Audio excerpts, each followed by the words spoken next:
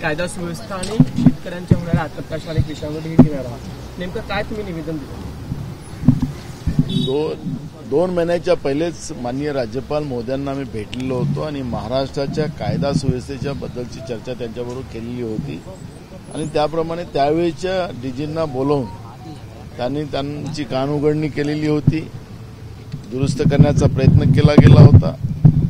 पण आता जे नवीन डीजी आले तेव्हापासूनचं महाराष्ट्रामध्ये क्राईम वाढला, मोठ्या प्रमाणात कायदा सुव्यवस्था बिघडलेली आहे. आपण पाहिलं की ज्येष्ठ पत्रकार निखिल वागळेंवर त्यांच्या काल गाडीवर जो प्राणघातक हल्ला झाला त्याही गोष्टीची नोंद आम्ही या ठिकाणी केलेली आहे.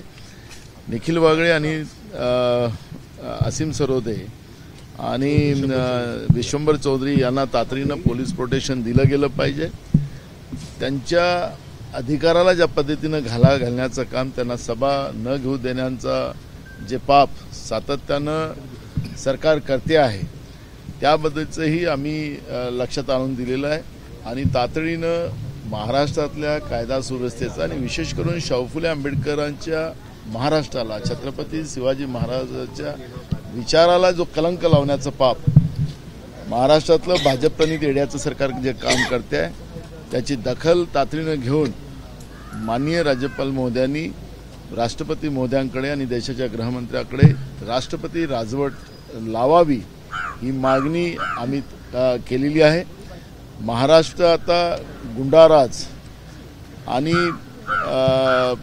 ज्या पद्धतीनं बंदुकीच्या धाकानं जे दबावतंत्र निर्माण करण्याचं जे काम चालू झालेलं आहे, धर्माधर्मामध्ये जातीमध्ये भेद निर्माण करण्याचं काम सुरू झालेलं आहे आणि म्हणून ह्या सगळ्या गोष्टी लक्षात घेतात तातडीनं राष्ट्रपती राजवट लागू करावी ही मागणी आम्ही या निमित्तानं केलेली आहे.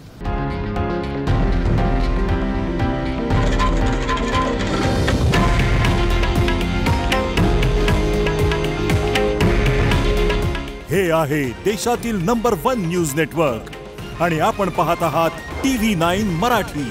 काळजी तुमची, हित महाराष्ट्राचं.